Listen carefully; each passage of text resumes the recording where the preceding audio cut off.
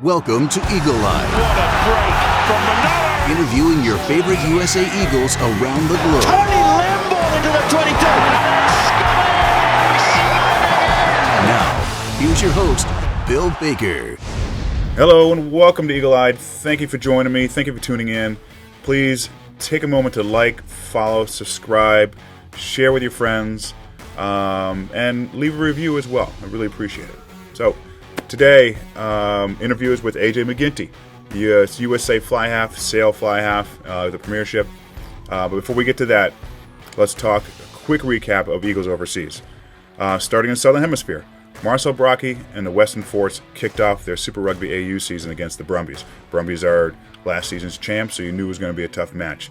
Didn't fare the greatest for the Force, but they played well, and they can get better as they play together more. There's a lot of new players in this season, and last week I did an interview with Marcel, and he talks about that chemistry with these new players and what's expected of the team going in. So Marcel started the match, played most of the match, but near the end came off with what appears to be an upper body injury. Hopefully it doesn't keep him out of the game too long. And also, as of today, recording this open, Super Rugby AU and New Zealand Super Rugby is not on TV in the United States yet. I know people have been waiting for ESPN to hopefully get it, but we'll see. We got to just keep on waiting. Rugby Pass did announce that they are broadcasting the games pretty much everywhere except for the United States, so go figure. So be patient or reach out, find out what's going on, and contact ESPN. Northern Hemisphere, Will Hooley and Capelli Pitfiletti both came off the bench in Saracens' preseason win over Coventry this past weekend. That's the Green King IPA Championship, which actually kicks off on March 6th against Cornish, so glad they're getting in a season. No idea if that's going to be streamed online or not, or if we're going to get television over here. I doubt television, hopefully streaming rights at least. KP, again, I call him the try-scoring machine. 4th try in 4 matches. He's got to keep it going. And again, came off the bench. I'd love to see him get some starts as well. Down in France, TT Lamosatella, he came off the bench for 49 minutes of play, in what, oddly enough, is a big win over Agen, 39-19. I say big win because Agen is at the bottom of the table, and Montpellier is not very far away, only a few points north of them, like 3 places as well. So this helps the chances of avoiding relegation next season. It's also Montpellier's first win in like 5 matches, so good bounce back for them. This weekend, Premier 15s is back in action. They were off last week. Exeter Chiefs face the Durham Sharks. Always have an eye on Exeter Chiefs because they have 5 of our Eagles, USA Women's Eagles on the team. Gabby Cantorna, Kate Zachary, Rachel Johnson, JoJo Kitzlinski. They're all playing really well. And that team also a winner of 5 straight. And they had some big wins over Saracens and Harlequins in that stretch. So looking at MacGinty, AJ MacGinty, subject of this interview, and Sale, they've lost 2 straight. Now, I don't think it's a coincidence, or it is a coincidence. AJ hasn't been in the lineup or started those 2 matches. Same with players like Faf de Klerk. So they're looking to bounce back from 2 straight losses. And I'm 100% certain AJ's going to be playing this Friday when they play the Chiefs. And that'll be on Peacock in the States at 2:30 p.m. So tune in while you're working, over coffee, whatever.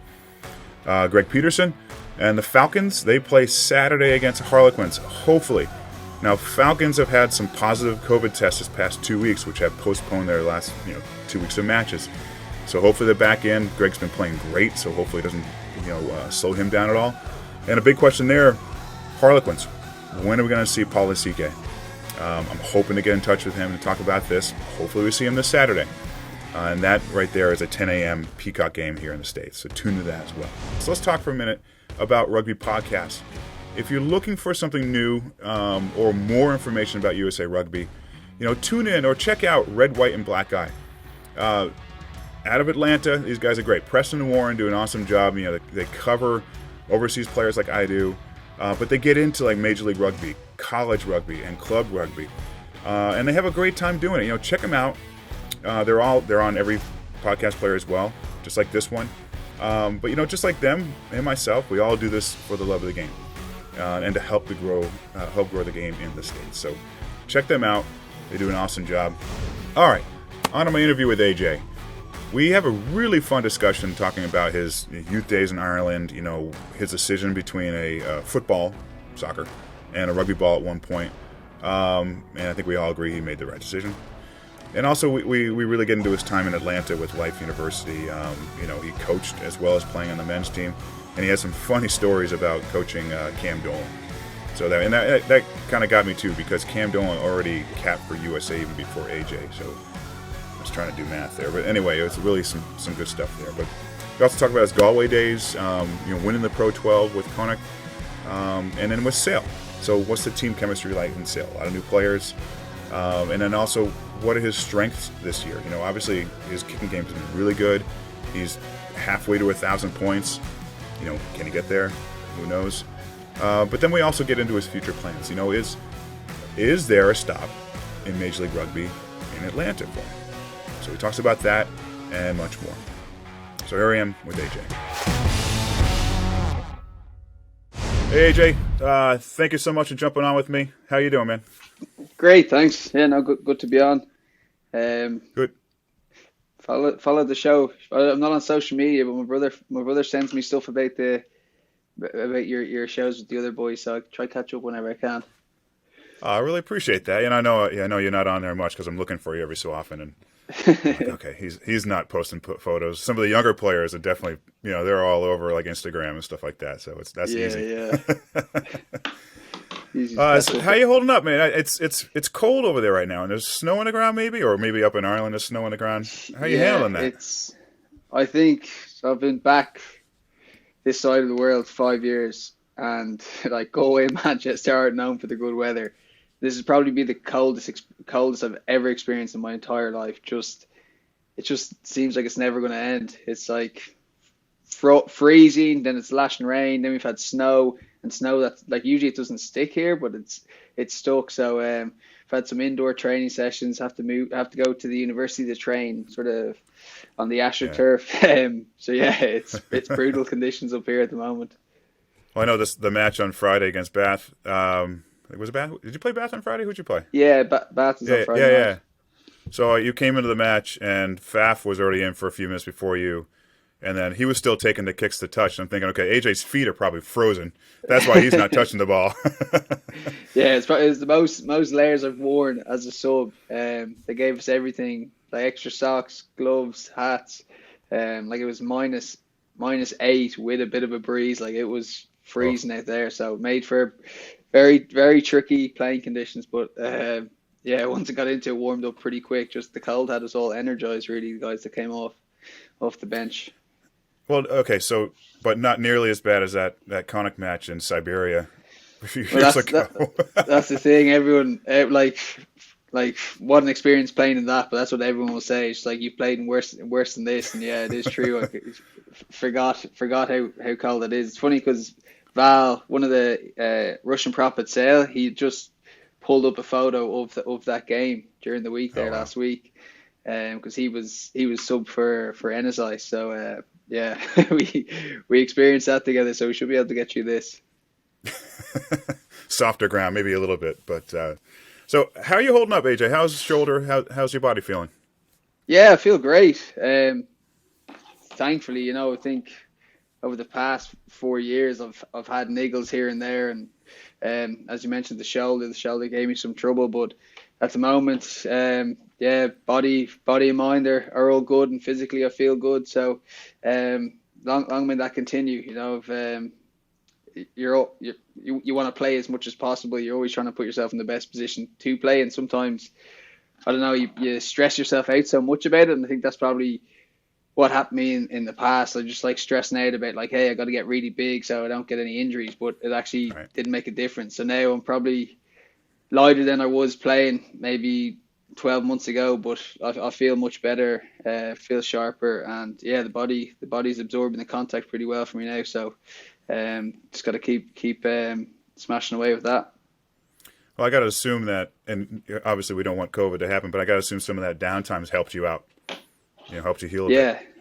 Yeah, massively. Yeah. I think for all rugby players, really, because the seasons are intense. They're physical games week on week. And I was actually coming back from a shoulder. I dislocated my shoulder in January, and I was probably targeting late April, May to be back. And then with that happening, gave me more time. Like like gave me more time to just let the body heal really, because when I got back in, I wasn't able to get like soft tissue treatment or work with the physios. So it led for like a month of very painful sort of soft tissue massage work on my shoulder, but just the rest, because it's quite full on from World Cup straight in, like season into World Cups sort of campaign and then back into the season. So it definitely benefited me massively, and kind of seeing the benefits of that now that my body's like fully fit. Probably the longest run of games I've had since I've been at Sale, which I absolutely love, and long may that continue really. So AJ, let's back up a bit. I want to find a little more about, we've heard a lot about your path, going from Ireland to New York to Atlanta, that kind of thing. But I want to ask you about a few things along the way. And first, so where'd you grow up in Ireland? I grew up in Blackrock, so in Dublin. Oh. It seems like every country's different as far as like youth rugby goes. So what did that look like for you? Is that something that you didn't get into until later and you were trying other sports? Or were you like from day one, your parents are giving you a ball and you're playing rugby? I don't necessarily think it was like parents giving me a ball. It's just like I grew up with two older brothers, older cousins. So like they were all always sport mad. So it's like footballs, like soccer, rugby, whatever it was, like tennis, golf. They'd be playing anything. So I just always remember sort of growing up in the garden with my brothers and my dad playing sort of 2v2 football, rugby, whatever it was. And then on the weekends, you'd go down to sort of the club, our local club, which was down in Stradbrook, which is only like 10 minutes away, and you play sort of the mini rugby as well. But at a young age, I much preferred football. I wanted to pursue football more so over rugby, but I went to like Blackrock College, which is like the primary school of that is Willow Park, and it's just sort of rugby every day after school. It's just part of the curriculum. So Monday, Tuesday, Wednesday, Thursday, after school you're playing rugby with like all your year groups. It's like 150 kids out throwing the ball around. So that's pretty much from the age of 8 till 18. Like that's just the way it is. So yeah, on top of that, I would play other sports as well. So just always around the ball really. Having older brothers, their mates would come over and I'd be playing with them. Obviously the smaller guy getting thrown around, beaten up a lot. So definitely toughened me up as well. So just always been around sport really. Whether it be like rugby or football were my two favorites. So at what point was it rugby? Obviously, your two favorites are soccer or football and rugby. But at some point, was that Blackrock when you decided, or? I guess like I would have played up to under 15s. You get to sort of under 15s in school, and then that's the first sort of cup campaign where it's called the Leinster Junior Cup. So that's very intense training. And when I was in third year, so when I was 15, I sort of took a step back from the football. And then when the rugby finished, I went back to the football and just realized like I used to love the football, but after not playing for a while, I got like sluggish or lost my confidence in the stuff I was able to do. I remember. So like the next year, I said I'll give myself one last shot to sort of compete with like sort of the strongest players in my area, the strongest league. So I went and joined a football team called St. Joseph's, which is sort of renowned in the area for like having a lot of talented footballers. So after that year of playing the football, this sort of football at the most competitive level when I was 16, kind of realized that all these kids that I'm playing against are playing football day in, day out. Like they'll go to school, play football, they'll train with their teams as intense as the rugby is in Blackrock. So I was always going to be playing catch up, and then when you get to that age, you got to be going to England to pursue like a professional career in football, which I would have loved to give it a crack. But again, I was very small for football, let alone rugby. So I just with the rugby program that is in the school Blackrock, like it sort of prepares you the best possible way to like be the best player you can be, pretty much. So. I kind of threw all my eggs into that basket then, and when I could, I would still play football every now and again. But that's when I committed most of my time to rugby. Well, you still play a little football. You see your skills with the feet and that rugby ball come in. Yeah, every now and again. Was there ever a time before you came over to the United States where you thought you're serious enough, maybe you could pull on the green jersey of Ireland? No, never really entered my head. It's funny, like this is going to sound like I made it up because I now play for America, but I think it was like the 2007 World Cup, and I remember watching the USA game. I can't remember, 2007 maybe. If they played South Africa, it might have been against South Africa. But they were playing South Africa, and I remember Mike Herkis was playing, and the commentator said something like, "Oh, Mike Herkis, who's Australian." And for whatever reason, that thought stuck in the back of my head. And even now, I was like, that's pretty interesting. Like, I've never heard of that, like an Australian playing for America. And it's funny, like, I still have that memory, and now I'm in that position as an Irishman playing for America. But playing for Ireland, no, it never really entered my head, to be honest. Like, when I was young, like, I was pretty feisty, and I wanted to outdo whoever I was competing with, and I wanted to one up them. And at the time, like, I had like some talent, but I was very, very small guy. So it didn't really impact games the way like when I was competing, it was John Cooney, when he was younger, he was physically really well developed, like loved the gym, was always in the gym. That just wasn't me, and he'd be smashing protein shakes, and I was like thinking this lad's a bit of an ageist, but he was definitely, like, if you put the two of us together, it'd be like John Cooney. Well, let's pick John Cooney. So and I kind of competed with him for it was like Leinster schools, 18s. Then when you left school, you did 19s. And then I kind of like drifted off after that, but I still played. So the club rugby at under 20s level is very competitive. So even though I wasn't playing in the Leinster setup with the academy, I was competing against all these lads when they played in their schools. So it's still a really good standard, and really, really competitive games. Like, a lot of fond memories of them. So that just never really thought Ireland was sort of like in on my path. Now, were you always a fly half? No, so back then, I played scrum half all the way up. I think when, like, a few coaches that moved me to 10 every now and again, like Tony Smead, who used to coach the Eagles, and then when I left school and went to the under 19s, then the under 20 setup, Greg McWilliams, who was the current US backs coach, he was the head coach of the team.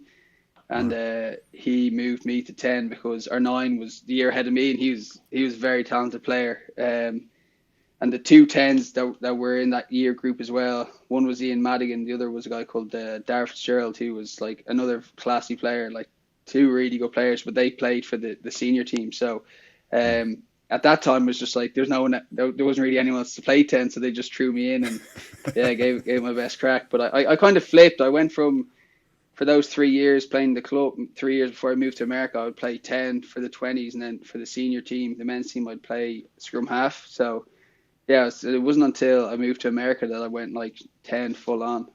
Honestly, I think that's good for any number 10 to play scrum half, and the other way around, to learn each other's positions, because you two, are so connected on the pitch. I think it's smart that, well, not that you were thinking about that back then, but I think it really works out for 10s to really play that scrum half position at some point.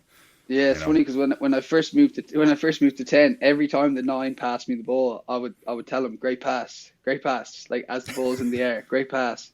And it's like, I appreciate like how skillful it is to hit like a lovely pass. Or I just remember I always used to tell the 9, great pass. Not even, I don't know, just in the back of my head, or in my head, that's all I was thinking. Oh, that's a great pass. That's a great pass. But it's funny. Well, typically there's a guy double his size running down on him, so for him to get that pass out to you. yeah, exactly. So AJ, let's jump ahead a little bit. So you moved to Atlanta to go to school and play rugby with Life. Tell me about when you first moved there. What was the experience like, and what kind of things did you do when you first moved there? Yeah, so I moved down in September. It's actually September 11th, 2012. I moved to Atlanta. It was like kind of a gap between, because they run a quarterly schooling schedule.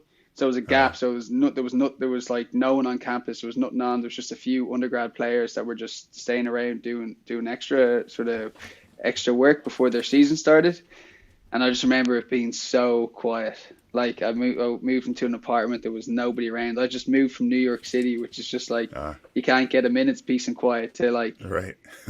just so calm. And obviously Dan Payne brought me down, so I met with him. Yeah, and it was just very slow. I already had that feeling of like I've just been like everything's been 100 miles an hour up in New York to come down here, slower pace.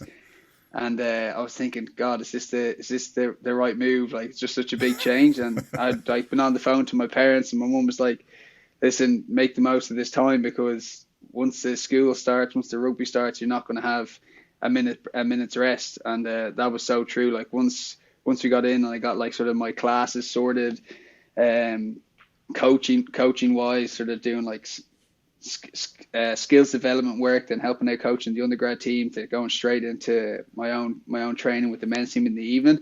It was so full on. And yeah, look, I can't believe that's like seven years ago, really. Like, it's crazy, but I loved it. I loved the place. I didn't actually venture into the city too much. I was just living the sort of the campus life. And then as I got more aware of, got to know a lot more people, and then I ventured out into the city, which I don't know, to my detriment at times, because it was a fun time.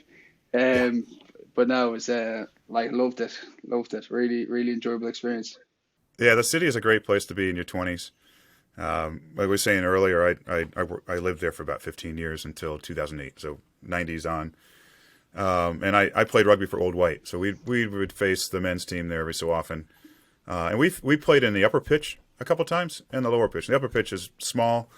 I think at some point, maybe even before you went there, they stopped playing up there. I'm not sure. Yeah, but, we used to do the training up there. Yeah. There was USA played Ireland up there at one point, the mid-90s. And I look back at that, think, why would they play in that small pitch? I know. It almost worked out for USA. They ended up losing the match, but it was a close one. It was wet, cold, and Dan Lyle played in that game. I think Richard Tardis, a few others. But anyway, did you live on campus during this time? Yeah, so I lived, there's like a block of apartments called the Commons, which I think subsequently have been knocked down now. And they've got like a whole refurbishment of brand new state-of-the-art facilities for student living. But yeah, I had an apartment on campus. It was the Commons. Out my back door was the pool. Nice. Like 5 minutes down the road was the sort of field house and the pitches, and then 3 minutes into classes in the cafeteria. So to be honest, I couldn't believe my luck, like how I landed in that. It was amazing. And then more and more Irish people came over once I got there. So there was a little contingent of Irish people living on campus in Marietta. And it's actually a beautiful campus too, like very small, but it's a very good time. Without a car, though, you really don't have a lot of options except for the pub which I think is still there next to the fields. And then I think there was a couple of gentlemen's clubs up the road. Yeah, that was fortunate because we got to because I was coaching it's funny because obviously I went down as I was 22 going on 23, and there was the undergrad team that I was help coach really.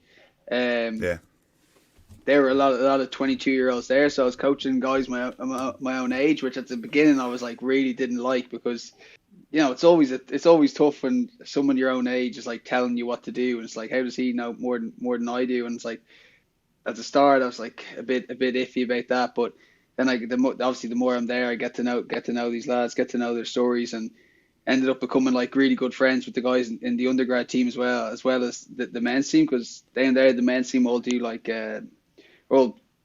doctor of chiropractic, so their schedule's full on, so you wouldn't really see them during the day, only in between classes. So that was the tricky balance of being the coach to these guys who are the same age, and then sort of spending time with them off the field too. So they would let me borrow their cars here and there. We do shopping trips together and all that. So a lot of good people I met in there.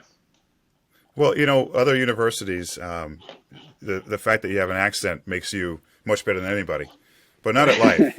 So obviously your skill set is what made you a good coach and why you can coach them. Because looking at the roster back then, there was, I think 3/4 of the men's side were not American. It seemed like. So so when you came down, so when Dan Payne brought you in, was he already saying, "Listen, we'd love for you to coach the undergrads or be involved in the coaching staff of the undergrads"? Yeah, it was part of it because I think they had, so James Isaacson was there and he was coaching the men's team as well. So, it was just kind of part of the deal, help out with the skill development, like kicking and passing for the undergrad team, and like the junior varsity lads that were coming in that wouldn't have had a lot of experience of being coached like passing or kicking. So that's what I started off with, like the freshman guys coming in, doing a lot of work with them. So yeah, that was pretty much part of the deal. It was full on. Like, it was busy because, again, like I was also going there to improve myself, and like I just spent 9 months in New York and spent one afternoon in the gym, and now I was going into like a program where it was like 5 days a week, gymming and games and training and skill sessions. So it was very full on. It's like a professional setup there, so it suited me perfect. Well, talk more about that. Life certainly has a really nice facilities and a more professional environment. That when you were there, I mean, how important was that for you? It was, again, you're not, other clubs you're playing 2 days a week and then maybe playing on weekends, but for you to get back into that mindset of that professional environment, what would that mean for you? Yeah, it was massive because like when I sort of did the year in New York, and then this opportunity came up, and I'd gone down to meet Dan Payne to check the place out and get to know him a bit, and then flew back to New York and then made the decision. And obviously in the back of my mind when I was making that decision, I was like, well, there is an opportunity to, if I'm there if I live in America for 3-4 years, that I'll become eligible just with the eligibility law. So it couldn't have been a better fit for what I needed in terms of like strength and conditioning, like a really good environment to develop my skills. The pitch is 5 minutes away. The weather is always great. It's on me to like put myself in the best possible spot I can be in. So, it was just like, it was a perfect fit for me, and got to meet like amazing people down there, who were also really passionate about rugby and the game. And I'll be forever grateful because, again, I made like amazing friends, amazing people in there, and Dan Payne gave me that opportunity. So it's something, I'll always be grateful to him for. Did you ever get a chance to play sevens with those guys? I used to when they were doing the sevens trials for the sevens is big once the 15 season's finished, and they'd be going to the CRC. I used to compete, play on the sort of team that would trial them, but right. It's just a bit too fast paced for me. There was too much space to cover, but it was good. I enjoyed it, but because I never really played sevens, and there it's massive everywhere really once you get to the summer, and then I think in the summer I played like a Cape Fear sevens competition as well. So we got beaten in the final by a Tigers team. So. Pretty disappointed. So who were some of the players that you were coaching or playing alongside? I did see Cam Dolan's name in there. He was one of the undergrads. Is that right? Yeah, Cam was... Yeah, coaching Cam. They had a really good team. Like, off the top of my head, Jake McFadden played 9, who was... Jakey was a great player. Joe Cowley was in there. I can't remember if Joe Cowley played 10 or 15. Colton Carriaga, who was my roommate as well, and he was the captain of the team. Paris Hollis, Glenn Marcelli, Big Jake, their Montana crew, who are very good lads. It's funny, because Paris is still plays in for the Atlanta team now. I'm not sure if I think Jake might be doing it, his chiropractic studies. But no, they were a really, really good team. And then I would have done a lot of work with the junior varsity guys too. So it's funny because every time it's probably now up until about 2019, 18, I'd say those JV lads would have been finished. But every time I would have gone back to Atlanta, there was I would have known someone at the university that I would have coached, and obviously catch up with them whenever I could. But that all that class is now finished though. I was looking up Cam real quick, and I don't know, it's funny to me, and I don't know why it's funny, but he was already capped for USA. A few before you. I don't think you were in the scene yet. He already capped for USA. Were you coaching him at that point? Yeah, I was. I remember he was quite a flair player. So like, he comes back from the USA team. He's like 6'6", and he's like playing against like some smaller guys, and he made a break down the wing, and it's like brilliant. And he just tried like out the back door all floated for a 2v1 to the winger to put him away, and he dropped it, and I was just like, oh my god. I just remember Dan Payne being like, what is he doing? Like, have a word with him, because I was like, I'm the skills coach. I was like, Cam, man, just bloody draw him past, will you? Like, but yeah, he loved having a bit of fun. But obviously he was like standout player, and yeah, Cam's a good lad. So you're saying you're the reason why he goes for all those picks? No, you can't go out the picks. Yeah, he loves an interception. He's good at reading them yes. too. No, when they come off, I'm very happy, but I also have to give him have a few words to them if they score. If he misses, yeah, exactly. So AJ, now you're away from life, and now you're in Galway with Connacht. How did the whole process happen? Did Pat Lam come looking for you, or did you have an agent, let's say, reaching out to them? Yeah, so my older brother is my agent, and I think like once I got sort of, obviously the goal going to the, like, first of all get to the World Cup, and then playing the World Cup was to perform well, to try get a professional contract. And my brother put some footage together from sort of the summer games and the build up to the World Cup, and we actually played Samoa twice. So we sent some footage to Connacht, and after World Cup, Pat Lam reached out, and yeah, I remember, like, obviously probably 2 days after our last game against Japan, was the sort of first phone call I had with him, and it was like, oh, we want you to come down and just check the place out, have a chat and see what you think. And they obviously we're looking for 10 cover as well, because they had some injuries. So the timing for me worked out really well. Although I had bought tickets for the quarterfinal and semi-final of the World Cup, and I had to cancel that because I went down, and then straight from there I was like, I moved down to Galway straight away, pretty much like 10 days later after the last game against Japan. So it's everything I wanted, really. We were obviously pushing stuff out to try get some interest, and to get us back in Ireland, close to your family, who, like, obviously been away a long time. It just, yeah, I was very fortunate, and I was determined to make the most of that situation and get the best out of myself, because the environment there was obviously, like, this professional, like the setup in Atlanta was class. Now this is a real, like, professional environment with professional coaches in every single department, and it was such a learning culture and making each other better, and it was exactly what I needed, because obviously 24 years old and quite raw in terms of the amount of the match experience that I've had at the professional level and all that. So yeah, it worked out really well, and I love the place. Galway's a quality place to live. Yeah.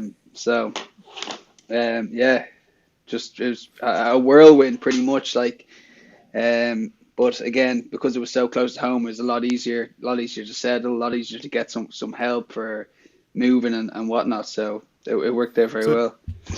So talk about that environment in Galway, though, because it seemed like those fans are really dedicated fans, really into the matches. It seems like I've never seen that stadium there. I've been to Galway, but never seen the stadium. It seems like a really tight stadium, and the fans are just smaller, let's say, than others. Explain that atmosphere. Yeah, so like there's just like a little greyhound dog racing track around the pitch. So it'd be similar to, let's say, the top field at Life University, that there's the running with the track around it. But then the stands are a lot closer, and I think when I arrived, like, Connacht had played 8 games, won 8 games. So there's a really good like buzz around the city.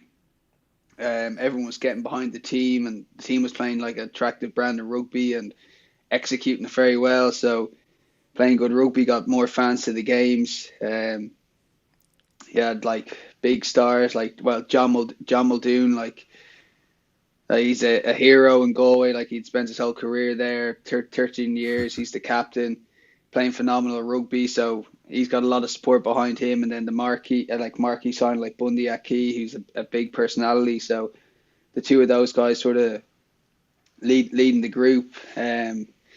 So yeah, there was a phenomenal buzz. There was a lot of hype, and a lot of the time, like the team was going so well, so was living up to the hype. And the fans, yeah, they're brilliant. It's a tough place to go and play because it's so open, it's cold, it's windy, it's rainy. Yeah. So no team likes going to play there. And then on the back of that, like you play against teams and the intricacies of the attack and the play, it's so difficult to do in that weather. But like the team were just like killing it, and we're brilliant at executing this sort of the attacking plan. Which I think like almost. It's hard to believe when I go back now, or when Sale went to play against Connacht, and like everyone comes back and like, how the hell do you play? Did you ever play there? Or because it's so open, so windy, like it's not a nice place to play. But again, with the conditions been so bad, like it was always packed, like the whole way around. Like even that season, they had to bring in extra stands to like fit fans in. Right. And then like I say, city, it's like more like a town because Galway's tiny. It's 5 minutes from the city, so like there's a huge buzz on match day. Galway or Connacht was a great experience, growing experience for you, and obviously we know why it only lasted a season, but you ended that season as good as you guys could have done, obviously, with that Pro 12 title. A lot of us watched that match, obviously, and it was a phenomenal performance by you and everyone else. But if you ever get a chance, look up the Galway radio broadcast of that match. Just the radio play-by-play. It will give you goosebumps. You won't even know it's you playing on the other end of that thing. These guys were so fun to listen to because they were just so into it. They were screaming in their thick Galway accents. They were just check it out one day. It is phenomenal. I'll have to have a look at it. Yeah, but that must have been such. I mean, obviously you had some big matches with playing at international level with the USA, but to be in that stage for a title, I mean, for your first year of professional rugby, first season, how did that feel? Yeah, it was unbelievable. I think whenever I spoke to like my family, they were always very nervous, but I don't know, it was just the environment and the team I was in and the way things were going.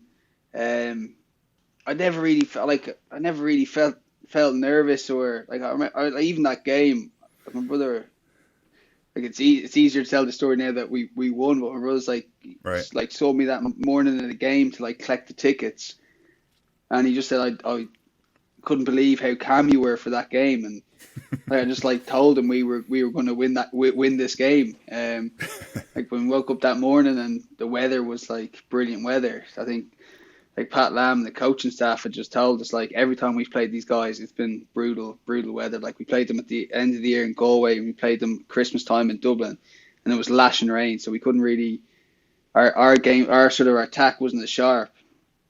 Yeah, and I just felt very calm and confident that we could like cut them open and cause some troubles. And then I think in the captain's role, the backs coach Andre Bell, who like really enjoyed working with him, we just did like a few drop goals at the end of the captain's run, and after we hit the drop goals, he just put his arm around me, said it's not going to come to that.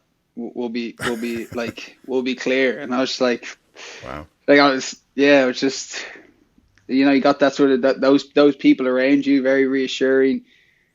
John Muldoon, like you said, he was like, from a first year in professional environment, like he was just a phenomenal captain. Like it's like listening to him talk, not like hype up speeches, but like he just talked sense, and he was simple, and like made the hairs on the back of my neck like stand up. Like it was like he's like bloody William Wallace incarnated to me back then. Like I loved him. I thought he was brilliant. So I was just surrounded by like really, really good people, and people had a really good impact on me, and it was a very joyous occasion to win that, because I think when I moved to New York and I would watch like Leinster and I'd watch young guys that I competed with winning trophies, and there's always a case in my mind. I was like, that's what, you know, I mean, that's what I wanted to do. And like, I'm here on a jolly up in New York. So like, if I ever got that opportunity, damn, I'm gonna like do everything I can. And again, like I said, like from the opportunity in Atlanta, and then Mike Tolkien gave me an opportunity with America, and then Pat Lam gave me the opportunity. Like just like I put a lot of work into it, and I worked my ass off with just like the vision in my head is like, this is all gonna happen, this is all gonna happen. And then for that like crowning moment, really like it was special. It was special. We had a good time celebrating it too. So it looked like you did it. You had that nice parade going through Galway, and nearly a ticker tape parade. I mean, that must have been one big celebration. Yeah, it was. It's funny, like even after my celebrations were cut short. Like came back Saturday, celebrated Sunday, celebrated Monday, but then I had to go to Dublin because I had to get into the US Embassy to sort out my visa to go to America. And then I did a bit of celebrating in Pacific Beach in San Diego when I arrived, which was foolish. Yeah, foolish of me, but I was on such a high, and like I was young, and it was an amazing time. Yeah. From what you were saying a minute ago, I have a feeling Mo Dolan had an inspiration on your speeches. I heard you've given some pretty mighty speeches to the USA side at times, especially in that Scotland match, I believe. To be honest, I don't know. Like that was obviously a big build up to that match for us, and a lot riding on us. I think the previous year was the previous year we played Ireland in New York. And obviously had high expectations going to that game, and was really let down by, not necessarily by the scoreline. So I just didn't want it to be another thing where you build it up, you get to play a tier 1 team, and you build it up, and then I don't know, you don't rise to the occasion pretty much. So I don't know if I did a motivational speech in that. I don't know. I kind of. The moment might take me carried away, and I just start rambling, and I don't know if it makes sense in my head. It makes sense in my head, but sometimes I might speak too much. So let's talk about Sale for a bit.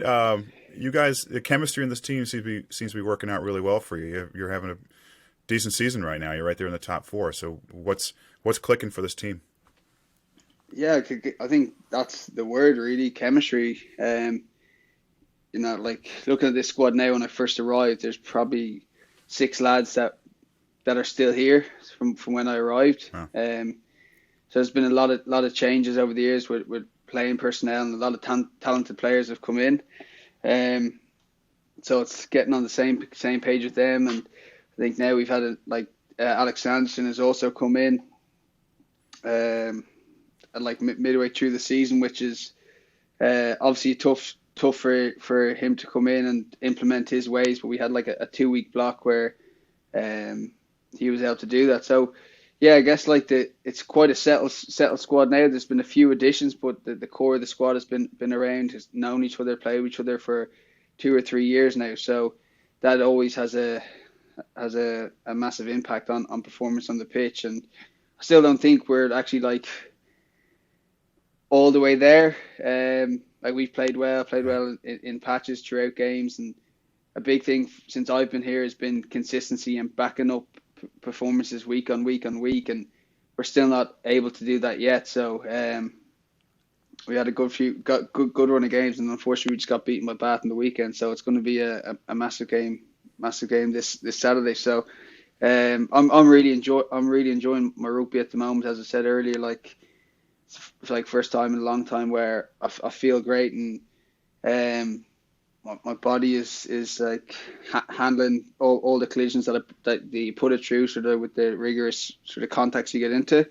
So I'm really enjoying the rugby. I'm really enjoying the lads I'm playing with. Really enjoying the coaching setup too. So there's a lot of excitement in in the environment, and we just got to keep that going and don't let it burn out. So what's more important to you? You're 5 points ahead of the Falcons and Greg Peterson's side. Is it more important for you to win the premiership or just finish better than Craig Peterson?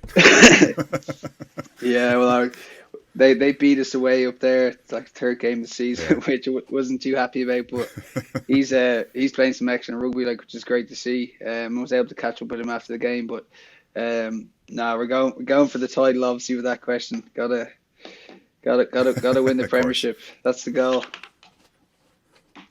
So I noticed. So for you specifically on the field, your kicking has just been consistent this year and strong, and a big reason why Sales are winning matches.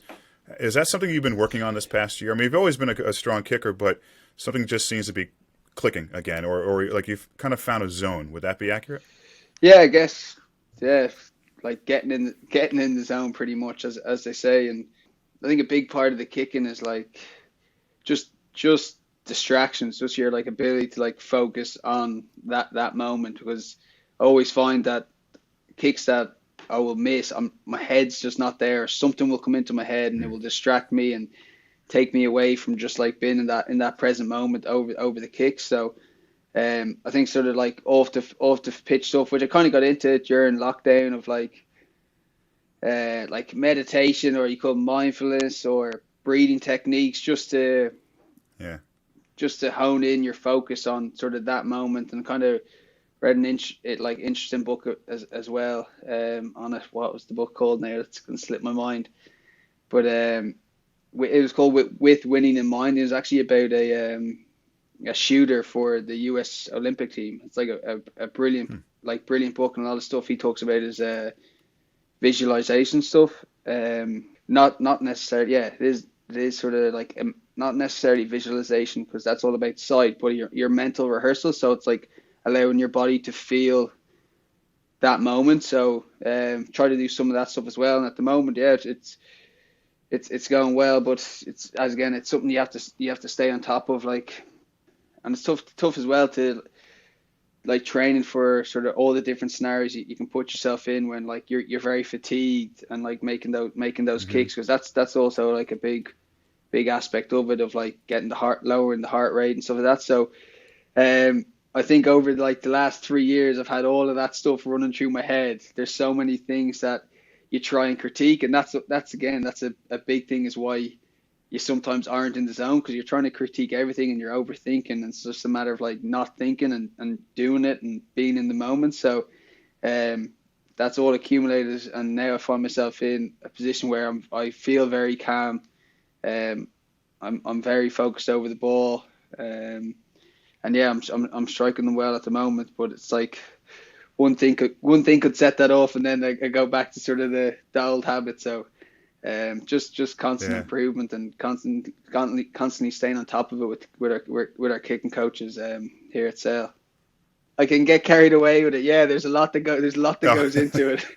But that's it. It's like everything. Even when you're playing, the more you try think your way through a game, the less impact you'll end up having on it. You know what I mean? Once you you've done your prep, you sort of know what a team's going to give you, and then it's just going about and like feeling it and staying in the moment and just trying to boss it as much as possible.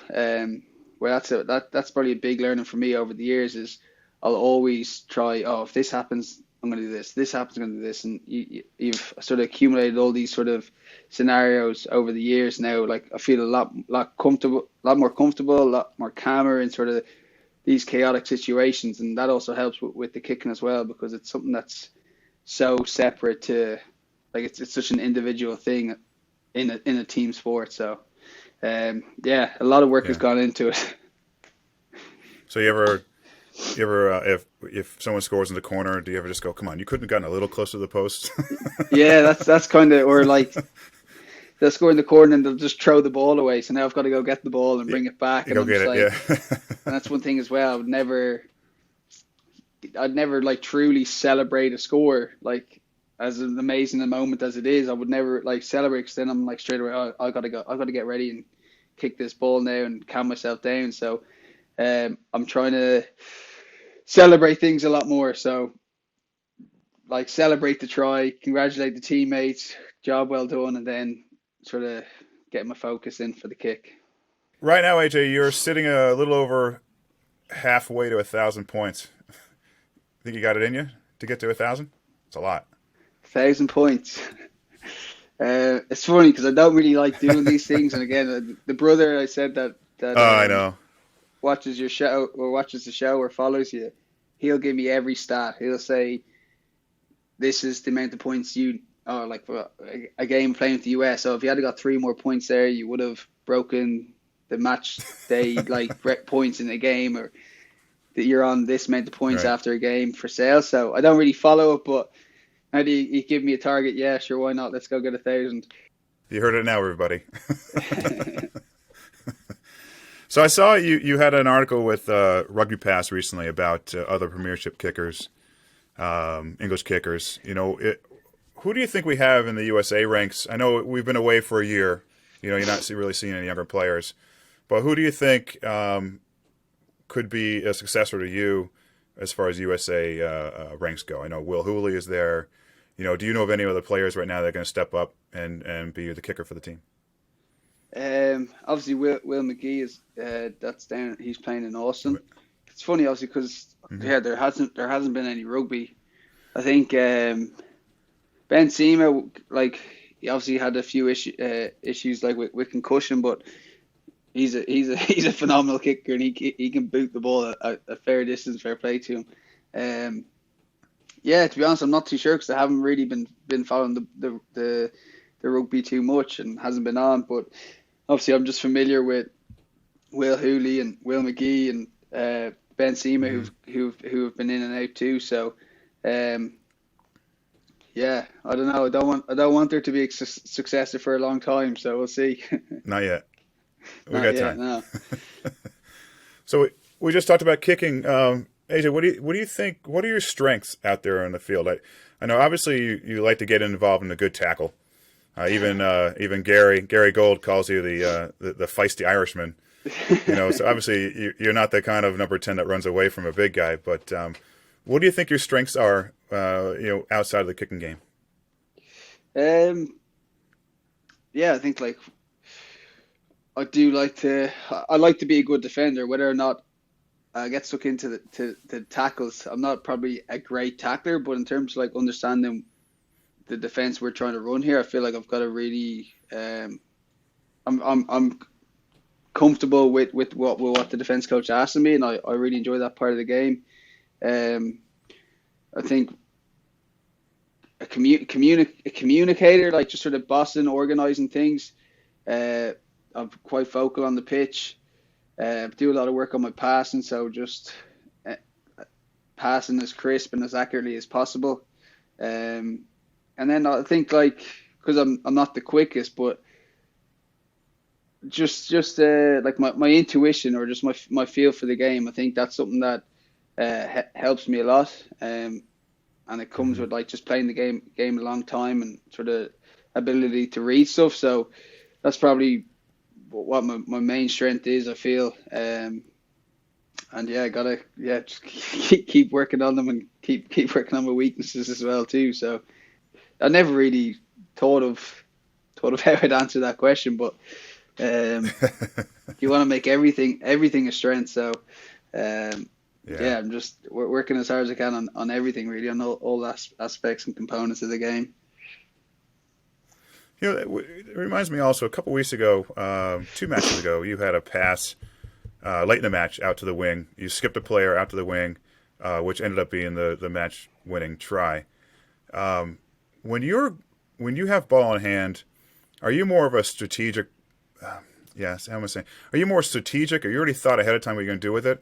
Or are you more off the hip, kind of, you got the ball in hand, you're going to make plays every step you take with the ball? Because that was extremely pass. You know the pass I'm talking about, correct? Yeah. It's funny, like, watching that back, like, before I got that pass, I knew there was space there, or I had a winger hugging the touchline. And I think, so it was me, it was Simon Hammersley and Luke that ended up scoring the try. But Simon Hammersley, like, the line he ran actually just like froze the defenders, which allowed me to give that pass. Excuse me, but when I watched it back, like when I caught that ball and I saw that, I thought I had more. I thought I had like all the time in the world on that ball and just catch it and pass it. And then when I watched it back, I was like, geez, I actually didn't have that much time at all.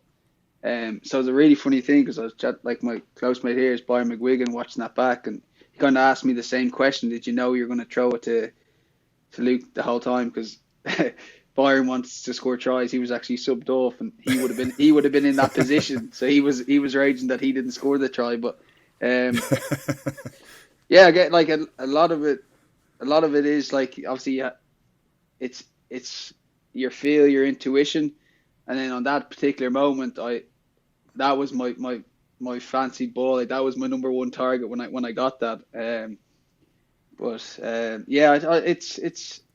a mix. It's kind of like what picture do you see, or how's the even when you get the ball. I think like a lot of the time if I try to make a break, if I think about making the break, it's wrong. You know what I mean? Like if I get it and I'm like I'm gonna make this break, it's not gonna work. It's kind of like everything's in motion. You're setting up a pass, and a defender just sort of puts too much weight on one side or over chases, and then my intuition just like strikes, is like take it. And I feel like as much as I can play off my intuition, like we have our shape, we have our calls, but my intuition of what I see and what I feel, the better game I'm going to have, when I'm trying to think about it and not going off my feel, that's when I'll sort of like I won't be as accurate, or I won't be as happy with my performance. So last thing, AJ, what's obviously you're relatively still young, let's say. You got some years ahead of you. You know, have you thought much about the future? Even 2023 World Cup, maybe later in your career, maybe come back to Atlanta for the MLR, but even just more the immediate future. You know, how's 2023 looking for you? Like I want it. Like it's obviously with the coronavirus, there's been no like Eagle camps, nothing getting together. So like we've had Zoom calls and spoke to Gary on Zoom calls, and I'm like fingers crossed that there's going to be games this summer that we can play in, and we get everyone together, because it will be almost 2 years since the World Cup coming around. So I'm really excited. Like I want to like really happy with how things are going with Sale. Would love for the Eagles to get together, and there's some good. The draw's been made, but the USA, the sort of North South American number one spot is like it's a quality group to get into, like playing against the hosts, New Zealand. You know what I mean? So I would love to see myself at the 2023 World Cup. That's definitely the plan. Atlanta, my wife's actually from Atlanta. Her family are from there, so I would love to go back to Atlanta as well. So I don't know, just take it year by year for now. Like I would love to play in Atlanta, because I think Scott Lawrence, who's head coach there, like I really enjoyed him when he coached at Life University, and then he actually, it's funny, for the Scotland game that USA won, Scott Lawrence came in and did like a week of defense prep with us, and like unbelievable. Like he's unbelievable, the detail he goes into, and the video analysis and the prep. So I'll be I would definitely enjoy that too. So we'll see how things go. Yeah, like you said, 1 year at a time. We'll worry about that later. Yeah. So hey, AJ, thank you so much for joining me. It's been a good time catching up with you, and we got some of the same memories in Atlanta and all that stuff. But looking forward to seeing you with the rest of these premiership matches this year, and hopefully, like you said, getting the USA team back together playing again, because there's just too many of you, Peterson, KP, Saracens, whoever, playing so well right now. I just feel like it's internationally, it's just going to waste. Yeah, exactly. Hopefully there'll be games this summer now. We can get the ball rolling again for World Cup 2023. Yeah. All right, AJ. Thank you again. Hope to talk to you again soon, maybe near the end of the season. Yeah, no, appreciate that. Thanks very much, Bill. It's been great to come on and chat.